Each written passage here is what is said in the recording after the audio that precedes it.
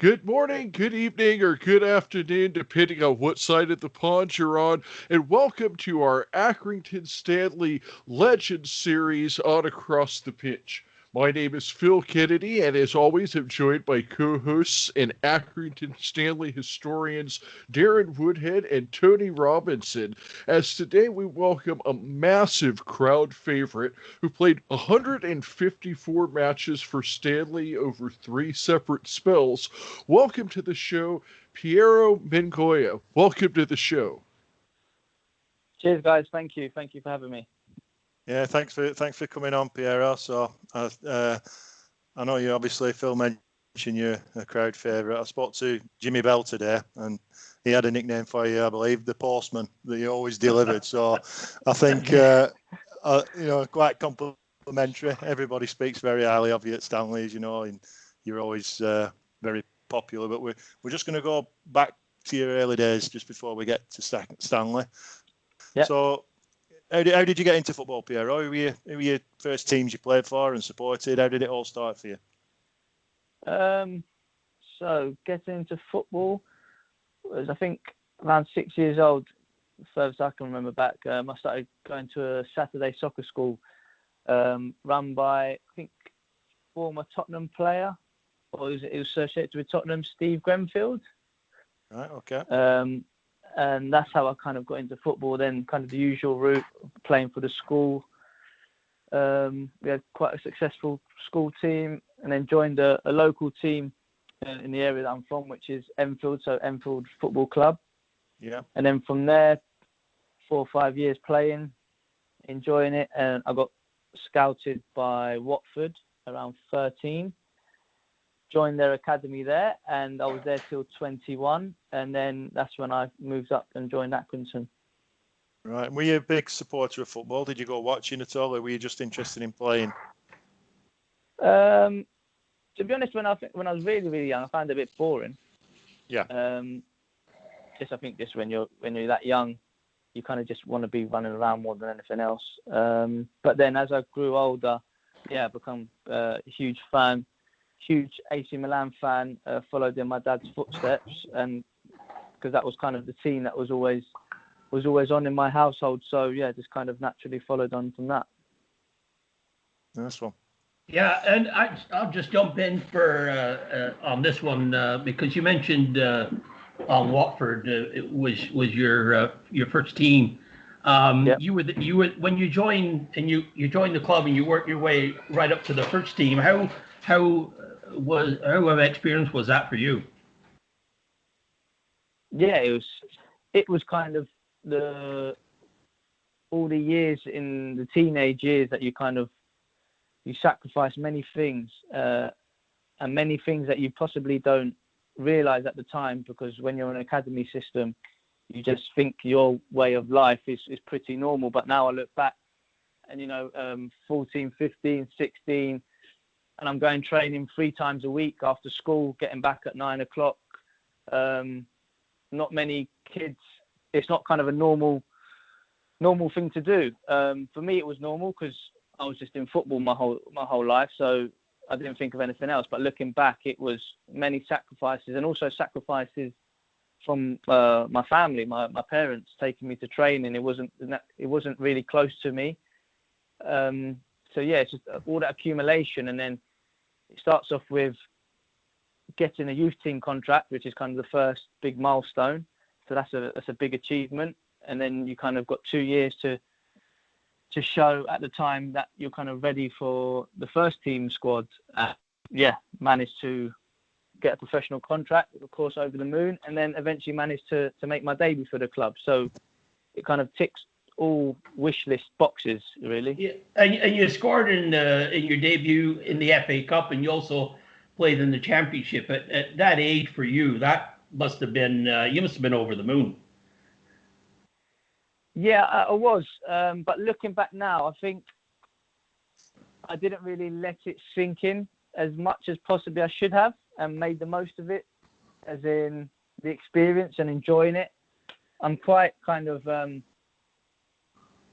I say kind of quite humble, quite low key, really, and maybe sometimes I don't enjoy the most of certain situations. And looking back now, I was just kind of so focused on working hard and just kind of trying to improve and trying to establish myself that maybe I didn't realise kind of what I was actually doing at the time. Because especially because I come through the Watford Academy system, you just kind of, so at the time they were in the Championship, you just think kind of, well, that's the level really. That's where I have to be.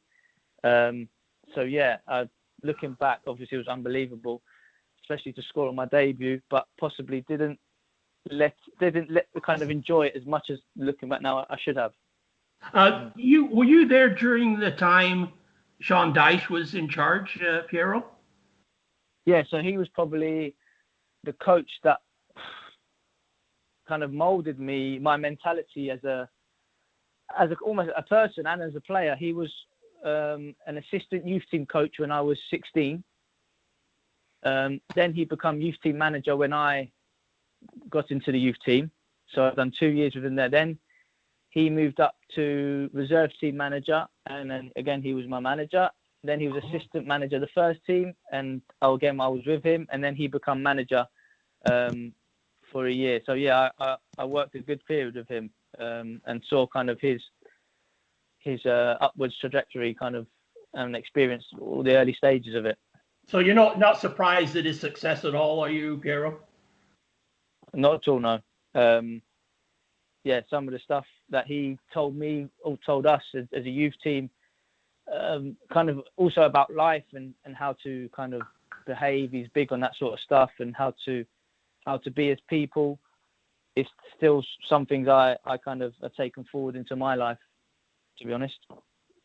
Yeah, that's it's good to hear that. And just while we're talking of role models, and you mentioned about your family, etc., I just wanted to touch about your dad, because he used to be a big follower of watching your career, and especially like coming up to Accrington. He was popular on the turnstiles, around the terraces as you were on the pitch. I think Piero, quite a character, your dad, isn't he? Yeah, he's an unbelievable person. I'm very fortunate to have a dad like that. Extremely supportive, and yeah, he was just a typical kind of dad in the footballing scenario, where he would give anything to see his son succeed at whatever kind of he thinks their passion is, and it lined up with his passion, which we both love football. Our family enjoys watching football, and it's been a big part of my life. And yeah, the best thing, some of the best moments is I've always shared them with my family, and that for me sometimes makes it even better than if I was to be by myself, because when I see something that I might have done make my family happy, for me that's kind of a perfect scenario, really. Yeah, no, excellent. He's a lovely chap. I've met him at a game. He's a really nice guy. So coming on to coming to Stanley, it was one of a number of loan moves you had away from Watford around that time, wasn't it? So talk us through how that came about, Piero. Yeah, you went to, I think, Brentford and then Stanley. Yeah, so I can think back. Accrington won. So Watford had been taken over by now the owners that are still there now, the Italian owners. So I'd done pre-season with them, and then we kind of, obviously there was a big influx of players being brought over. So we kind of, especially the boys that were kind of part of the academy and homegrown, not many of us were kind of allowed to kind of stay around, really. So yeah, it was the first time my mind got opened up to kind of the leagues below the Championship. Because in all honesty, when I spent all those years at Watford, I didn't know too much about the lower leagues, in all honesty. It was kind of, it's going through the youth team you're always playing against at that time anyway, was kind of all the top teams, Aston Villa, Chelsea, Tottenham. So I didn't really know too much about it. And then opportunity come at Accrington, with Paul Cook was the manager, and Peter Marsden was the chairman, who is from kind of down these ways, London ways. And yeah, there was an opportunity, and I had to see where Accrington was on the map first. Yeah. Didn't know where it was. Yeah. And yeah, I wasn't sure, to be honest, because I'd never moved away from home and kind of to go all that way. But I come up with another player from Watford, which at the time it was Matty Richlow. So I think that made it a bit easier because it was like an adventure together, really. And that's how it started.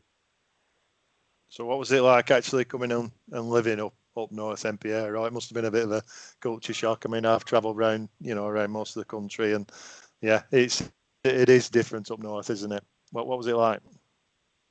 Yeah, at the time it was, of course, it was completely different. I'd never really gone up north, to be honest.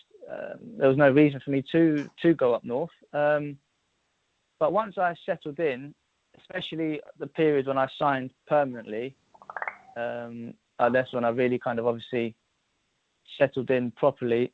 And yeah, I really enjoyed it. It was, looking back now, is probably one of the best things I ever did. And I'm actually fortunate that I did it because, yeah, like you say, the football inside, but the life experiences and stuff and the things that it teaches you, I would never have been able to maybe go through those experiences if I didn't move up to Accrington. So after your loan spells and then the move became permanent to Stanley, how did that come about and how did it feel different from the loan spell? So, trying to think back. So loan spell ended and James Beattie became the manager for that season. And yeah, it was kind of just waiting to see if there was any interest. He was obviously, I played with him a little bit in my loan spell when he was still playing. And it was kind of nervy times at that stage because I'd been released by Watford. I didn't have too much experience under my belt, as in league appearances.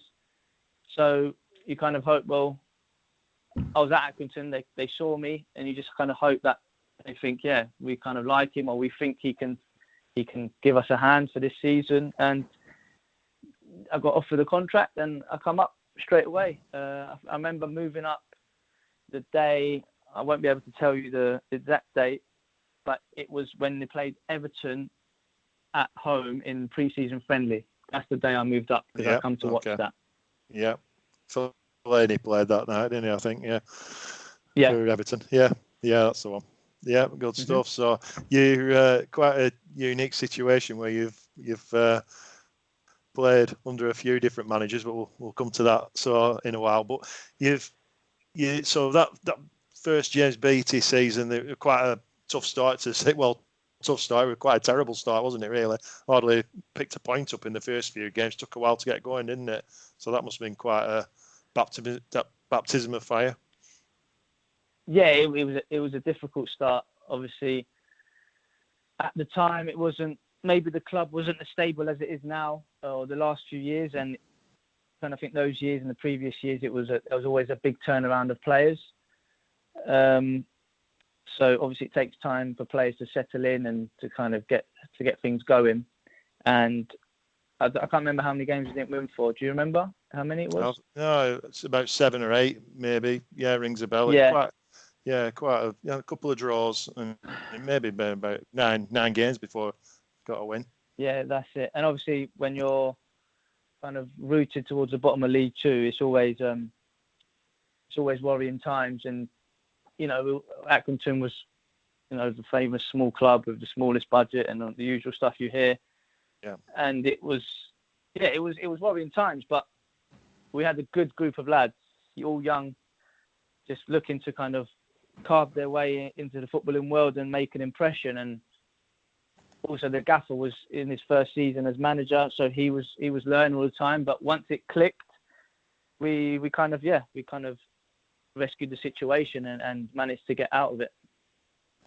Yeah, I mean, and obviously, quite a decent end to the season. Then James Beattie started the next season in different results again, but a quite strange scenario where I think he won his last game and then he was replaced by John Coleman, wasn't he? So it was quite well. I suppose you've been around football long enough to not be surprised by anything because you see these things happen all the time, don't you? I think we've seen one this week with Keith Hill at Tranmere. All of a sudden they're in the playoffs, but he's lost his job on the eve of the playoffs. So you just don't know what's coming next in football, do you? Yeah, no, you don't.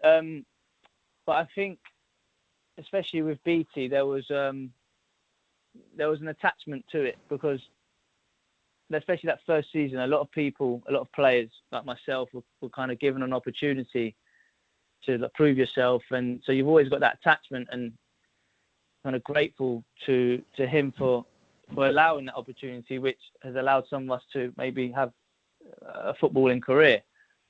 So when he left, it was a shock because everybody, all the players loved him. He was a top man, and he really looked after all of us, especially because we were a young group. He really looked after us. Yeah, I picked that up myself, and I won't make myself popular for this because he's not over popular with Stanley fans, but I always thought he did quite a decent job. I think all the guys who've managed Stanley around that period, Liam Richardson, Paul Cook, they all did a decent job in difficult circumstances, especially before Andy Alt came in. At difficult times, weren't they? Yeah, definitely. I agree. Yeah. You mentioned there, both of you guys, saying about the different managers, and that's what strikes me with you, Piero, is that you're one of the few players that really have gone through that spell of several managers. Because when you talk about Stanley, you automatically think John Coleman. But Paul Cook has had a great career, and with Liam Richardson and James Beattie, and in fact, I think I was there because I started coming back from Canada on a regular basis about 2012-13, and it seemed like the changes in the management team was always around about the time that I was there. But I don't think that had anything to do with it. But it just seemed I was there at the time. But how does a player adjust?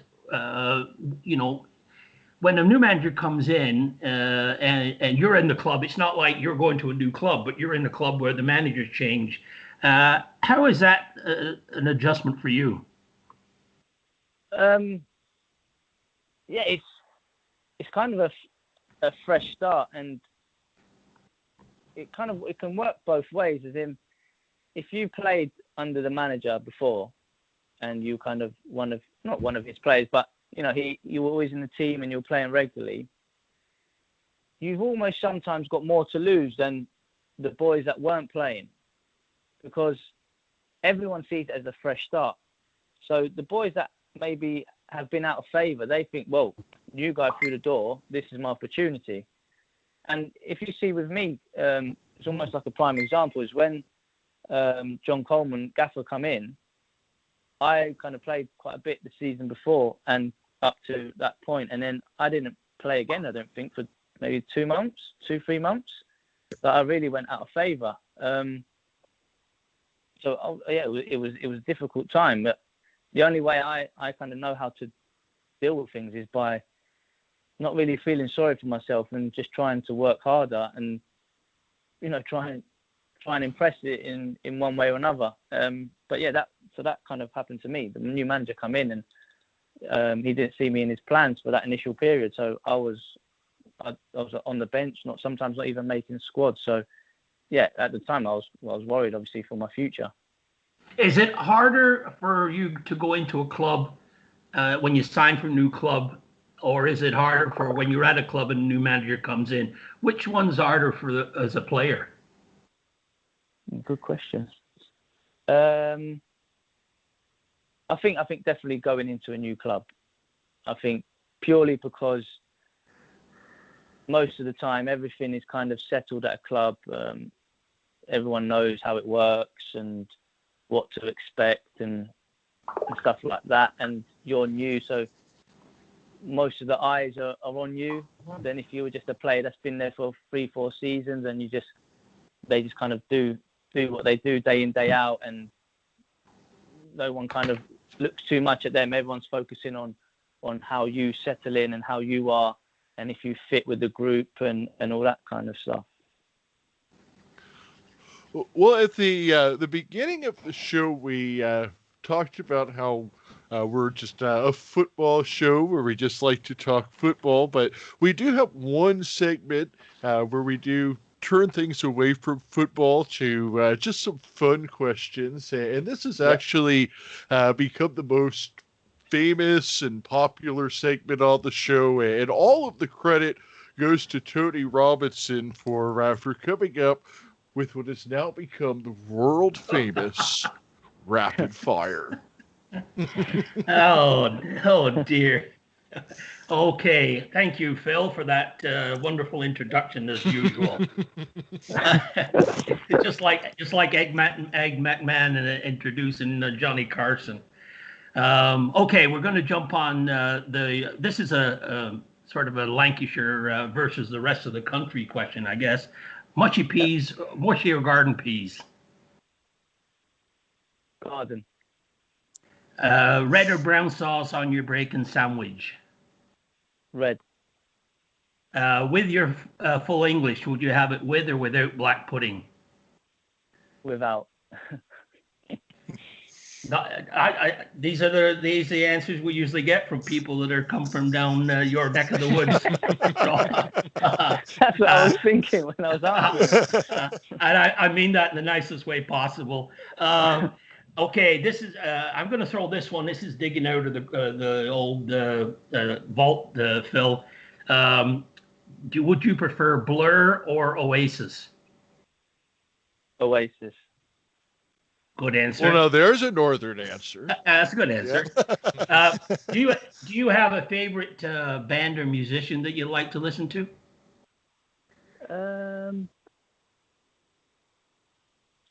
I'd say possibly. I like many artists, but let's say Ed Sheeran. Ed Sheeran, Yeah. yes. Yeah. I've heard of him, yes. Okay, is there a stadium that you would have liked to have played in that you never got the opportunity to do so? Is this do I have to be kind of realistic, or can it be a dream stadium? Yeah, it's your answer. You can do whatever you want. The San Siro. Very good. In Milan. Very good. Yeah. Stuff. Your favorite takeaway? I'm going to be stereotypical here. Pizza. Pizza. But nothing no wrong with that. Phil likes his pizzas, don't you, Phil? Yeah. Would you put jalapeno peppers on your pizza, Piero? No. Oh, you got to try it. It's good stuff. Good stuff. That's the American version. Highly recommend it here in Phoenix, Arizona. I'll try. I'll try it one day. Yeah. And this is a sort of a makes you think question, but if you were to have dinner with two people, living or dead, who would you like to sit down and have dinner with? Oh wow. Oh wow, you caught me out here.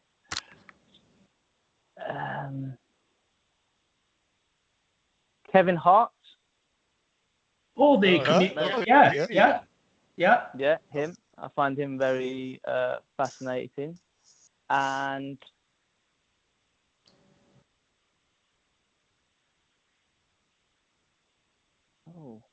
I've always wondered if who's your football hero, Peter?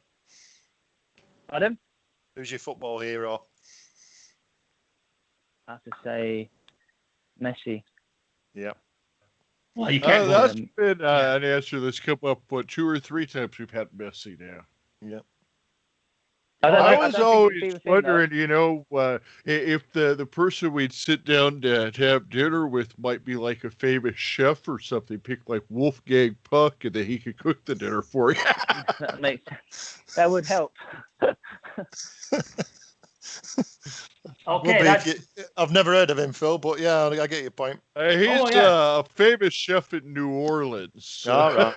Okay. I tell you what, Darren, I've heard of him. Oh, well.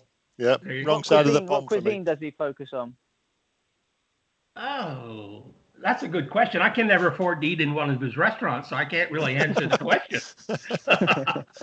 Well, I think it's he's from New Orleans, so it's a Cajun food, and I know that he's makes some interesting pizzas. Actually, I know back in the '90s there was kind of a big to do because he had made pizzas that didn't have tomato sauce on it. That was a big no back then, Oh, but wow. now it's kind of anything goes. Yeah. Yeah. So, Well, let's go back to football because I think that's where our area of expertise lies here. Yes, yeah. sir. Okay. I hope so. Let's jump back onto football. So, going back onto your Stanley career, Piero, and obviously you worked your way into the team under John Coleman. You must have impressed him with the way you'd gone about your business, and I think 15-16 was a pretty special season for everyone. Although it ended on a terrible note, it was a fantastic season to watch football, and I'm sure it was to play in that team, wasn't it? Yeah, that season was unbelievable. What we created with that group of players, kind of the mentality and the ability we had in that squad was it was special. I'll never forget pre-season of that year where we signed Billy Key, we signed Shawnee McConville. I won't remember all the others off the top of my head, but they were the two that obviously kind of ended up having a big influence later on in the season. And the gaffer kind of literally, I'll never forget it, from day one of pre-season, he was, the way he is, he's super ambitious, and he said, we're gonna go win the league.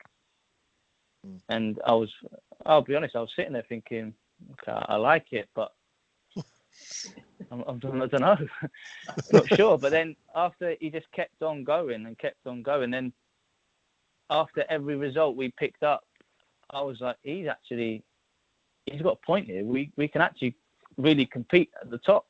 And then it just once the confidence grew and the momentum picked up, we were going to any club in that league, and we weren't even kind of looking at who it was. We were just going out and just thinking, okay, this is how we have to play. This is what we're going to do. And yeah, it was when you get into that kind of into that zone. I think I was thinking about it today. I just thought we were just going places, and you weren't even thinking about almost. Well, of course, you do your work on your position, but it was just literally, if we go there and play how we play, we win the match. And when you get into that, like I say, in that state, it's a powerful feeling. Yeah, some of the football that season. I mean, I know we've been promoted since, and we're a few years in League One, but there was a period in that season where it's probably the best football I've ever seen at Accrington, and yourself were included in that lineup and that midfield. And Matty Crooks was, he was unplayable at times, wasn't it? Josh Windass and Billy Key, and it was amazing football. Blown teams away. Yeah, it was the football was. It was a pleasure to be a part of. It was just kind of like everybody fit into their positions, and everyone kind of complemented each other perfectly, and it just worked. It was, yeah. And like I say, Billy was a huge part of that. He was the guy that kind of allowed us all to play. Really, he was so reliable, and I still say he's probably the best striker I played with. It was, yeah, his footballing brain was outstanding. Yeah, and then obviously we thought we were promoted at one point. I talked about meeting your dad. I remember the game it was actually. We were at Wycombe Wanderers, and we thought we'd been promoted that day, didn't we? It was we were almost there. That was a good day, yeah. And I'm sure all the players thought we were almost over the line. Incredible, still unbelievable that we didn't get promoted. And then we came to the Stevenage game at home. We have to talk about it. It was unbelievably frustrating day, wasn't it? Yeah, it's crazy to think that even happened. I think we scored in every home game that season, apart from that one. Yeah. That's the one. Hit the woodwork a hit couple of 3 times, I think, and I think maybe I think Shane so. McCartan might have been twice or all 3 of them. Yeah. There's not much to say on that one. It's literally, I think we could have been there all day, and it just, for some reason, there was someone stopping us. Yeah. Because it just, that ball just didn't want to go into that goal. No. Not to be. But yeah, it was when we got into the change room, it was, oh wow, it was just kind of silence, and it was the first time I saw the gaffer kind of not really knowing what to say, and normally he knows what to say, and in all scenarios, because he's seen kind of everything. And I'll never forget. I just thought, wow, even the gaffer doesn't even know what to say, so it must be bad. Yeah, it's incredible, wasn't it? So we went into the playoffs. You managed to score an absolute wonder goal that it came up on social media again last week. But I think we were done then, weren't we, as a club? But although we scored in that game and got ahead. It was. Yeah. Sorry, go on, carry on. No, I'm just saying teams who do miss out at the end very rarely do get promoted, do they, through the playoffs? It's always usually the teams who sneak in, isn't it? Yeah, funny enough, I had this conversation with one of my old teammates at another club the other day, and it was literally that his team are in they've been promoted now, because when we're recording this, the EFL season's finished, but they were kind of in the same position that we were at Accrington, and he was worried about dropping into the playoffs, and I said it. And you drop into the playoffs, it's hard, because the team that drops in sees it as kind of a disappointment, and then, like you say, a team that sneaks in on the last day are full of confidence, and they think, wow, we've managed to get the playoffs. And sometimes the contrasting kind of atmosphere kind of goes against the team that drops in, and it's hard to kind of not get up for it, but it's just hard to get your head around what's happened. As I mentioned earlier on, that when I started coming back to watching matches on a sort of a regular basis in sort of September, October, back in 2012-13, and the first player that jumped out at me as a player that I really took to and loved to watch was yourself, Piero. You were probably the first hero that I had on the team that I actually saw play, because when you got the ball, it just seemed to me that something was going to happen. You had the pace, you had the skill, you could shoot, and you're part of the Stanley there for that 3 years. So when you left to go to Cambridge, how did that affect you, or how did that come about? So first of all, thank you for your kind words, because that was it means a lot, and it's part of kind of what you play football for, and to kind of have a connection with a club and with fans goes beyond most things in the game. So the season ended, and I'll be honest, I've always wanted to get back home in London.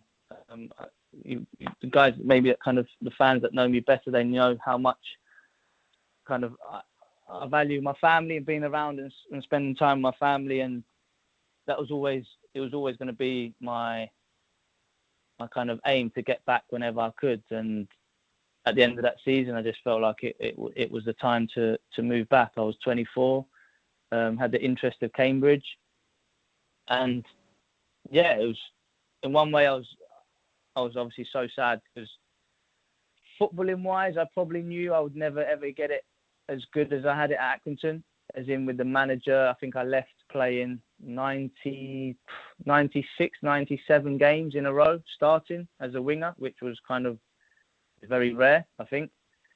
But I was happy because it was more of a kind of a life decision, really. So how did that work out for you, do you feel, Piero, when you got to Cambridge? What are your experiences like? So I really enjoyed the club. I got on with some great people I'm still in contact with today. First season was on a personal level, pretty good. Probably statistically, probably one of my best, as in goals and actual assists over the years. Then second season, kind of change of formation. Had to kind of work my way back into the team because I was kind of playing without wide men, really, for that bit. Then I got injured, and then I missed the second half of the season. I was actually kind of semi-back fit, but I just couldn't get enough training under my belt to get in the games. And then, it just kind of ended like that, really, which was, on a personal note, kind of something I'm gutted about, because I don't really like to leave a club like that or feel like you haven't really contributed, especially in that season. So, it was a bit gutting for me, really. Yeah. And then you got the opportunity to rejoin Stanley. So after moving back down south, you're back up north again. And it's a bit more difficult, when you got back this time. I mean, Jordan Clark and Sean had cemented the places in the wide positions, aren't they? It was difficult for you to break in that second time, wasn't it? Yeah. And so I got a call of kind of the interest of Accrington again. And obviously they've just been promoted to League One. So it was almost something I couldn't say no to, especially because of the relationship I have with the club and the people. And so I went up and kind of did my best to try and to get in the team and stuff. But like you say, it was difficult. The boys, I think, going into any team when they've just won the league, of course, the boys are going to, first of all, they deserve their place straight away. And then they were in good form, and they're two very good players. So it was difficult to get in. And so I just kind of did my best for the first few months that I was there. And then when January come, I just wanted to play football, really. One of the things I think people are be interested in is, especially when they're big favorites at Stanley, is what are you up to now, and what do you see yourself doing down the road? Is it going to be football related, or what's your plans? Good question. So at the moment, I'm at Bournemouth till the end of the season in the National League. I've been there for the last 2 seasons. So I'll see how that goes. And then outside of football, I keep myself busy, really. Just trying things, seeing kind of what I like, what I don't like. Bit of coaching. I kind of started mentoring and mental coaching with players and try and support them on and off the pitch. And I really enjoy that. That's quite fulfilling. And obviously football coaching younger players that might not necessarily be in the professional game. So I'm just, one thing I'm trying to do is kind of go down the line of things that kind of make me happy and make me feel like I'm helping others. I think that's something that's big with me. I get a nice feeling out of that. So I will always kind of do something, whether I go into maybe another, professional career or something else. I would always be attached to football and sport in one way or another. Yeah, no, I've noticed things you've been posting on Facebook, Piero, and it all looks very positive and promising, and it looks like you're a guy who's thinking, forward. You want a career outside of football, etc. And I think you're doing the right thing in planning. You're doing some writing as well and some blogs we've noticed about Italian football. So you're a big supporter of Italy as a country. So how do you think they're going to fare in this summer? I think they could be a surprise package, as they've got Mancini as manager. I think he's been there 2 years. Yeah. And he's done an unbelievable job. I still don't think he's lost a game. But like you say, it's only qualifiers, and sometimes they don't mean too much depending who's in your group. But I think the future's quite bright. Obviously, after winning the World Cup in 2006, which for any Italian was like the best thing ever, so winning the World Cup is unbelievable. It kind of had a bit of a down period, and then we didn't qualify for the last World Cup, which obviously for a country like Italy is a huge, huge disappointment. But Mancini's managed to kind of bring the love back to the national team and got the kind of the nation back on side. But yeah, there's some good young players that are now playing for the bigger teams in the league, where sometimes there's also a problem when the big teams kind of play more foreign players. Then it affects the national team, which sometimes we've seen with England over the years. But yeah, they can be a surprise package. But I'm looking forward to the Euros. There's going to be some top teams there. And yeah, it could be anyone's. Well, I think you mentioned when Italy didn't qualify for the World Cup, and a lot of times that's an opportunity to have a rebuild, and certainly when we see them on the world stage next time, we're going to see a lot of new players, and obviously going to be a strong team. But I can't off the top of my head remember what other teams are in their group, and you fancy their chances of getting out of that group, Piero? So yeah, the other teams in the group were definitely Turkey and Wales, and I can't remember the third one off the top of my head. But yeah, they should be getting out of the group. It will be quite an upset if they don't, to be honest. But I don't like it when over the years when Italy play, let's say, teams from kind of like the United Kingdom, so like Scotland, England, or Wales, or even I know they're not even Ireland for that matter. They I've never liked it, just because I know obviously growing up in England, the way football is felt and the mentality of kind of never ever giving up and always fighting and stuff. It's I've always liked it. So when I saw Wales in the group, I thought, that's going to be a tough game, just purely because of the never say die attitude. Well, Toronto here has a very big Italian population, and of course, when they win, yeah, it does. The flags are out all over Woodbridge and Vaughan and the area, and when they lose, the wine comes out, and then they just drown their sorrows. So, one of the things I wanted to ask, and Darren mentioned it, which I think is interesting about writing on Italian football, and just around this time now, they've just announced Mourinho joining Roma. Yeah. Were you surprised about that? And if so, how do you think he will do in Italian football? Yes, I was surprised, just because obviously it happened so quickly after the Tottenham sacking. And I just didn't think he would be going to Roma, to be honest. Obviously, I follow it closely, and I didn't think they could kind of attract someone like that. But they have. Obviously, it's a huge city with very, very passionate fans. And I really hope he does well, because if he gets a place like that rocking, I'd love to see it. It's like when in England we see Anfield rocking, or sometimes I'd love to see, like, for example, Newcastle in a European game, just to see how the whole city would. There's that kind of warmth in those cities, and I'd love to see them challenging for bigger achievements, and hopefully Mourinho can do that. But one thing I would say is I'd like him to be more of the Mourinho of old, and not the one of the last few years, because it doesn't seem like he's been himself. And no, he hasn't looked happy, has he, for the last few years? Yeah. I'm wondering if the expectations are less on him this time, because going to Roma, like the bar's not as high as it would be at sort of Man United or Tottenham. Do you think it's a bit lower for him, and therefore if he'll be able to achieve a bit more?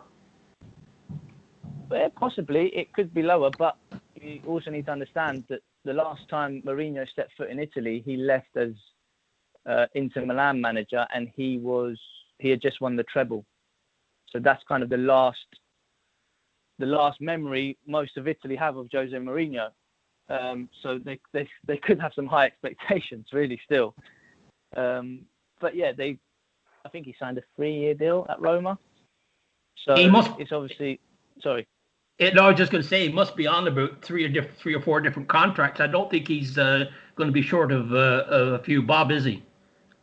Yeah, no, I read up and it said that I think especially in his first season, he's obviously taken a pay cut from Tottenham, his Tottenham wage, but Tottenham are gonna kind of fill the gap for the first season. So yeah, he won't be short for a bit of change.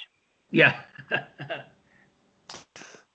Good stuff. So thank you, Piero. I mean, we don't often get Jose Mourinho mentioned on our Across the Pitch podcast, do we? No. So it's nice to get an insight into some other aspects of football, especially your Italian, the writing that you're doing on the blog. So we'll keep posting those and help out where we can with the Across the Pitch Facebook page. Cheers. Thank you. Yeah. I'd just like to say thanks for coming on. It's been great to talk to you. It's been an absolute pleasure. Yeah, thank you. It was a pleasure. Thanks all for your time. And actually, I could have gone on longer if you wanted me. I really enjoyed it. So thank you. It's been a thrill for me, as I said, one of my first Euros, and getting to talk to somebody that, I mean, to actually watch play is it's been a real thrill for me, and continue success in whatever you choose, and all the best in the Euros. And I hope you play England, and I hate to say it, but I'm going to have to put my money on England on that one. But anyway, all the best to you, Daryl. All the best to you, mate. Yes, absolutely. It's just been an absolute pleasure having you on the show today, and we definitely love to have you back on in the future. And for me, as someone who started following Stanley in 2018 and has really just kind of gotten into the history of the club, especially after reading Darren's 50 Years book, it's just really enjoyable for me to hear about some of the things that happened at Stanley and the years before I started watching. And we just really appreciate your time today. And we always like to finish up with an on Stanley on. That's kind of how we close out the show. So on 3, 1, 2, 3. On Stanley on. Cheers, Piero. Cheers, guys. Cheers, Piero. Thank you very much. Have a great one.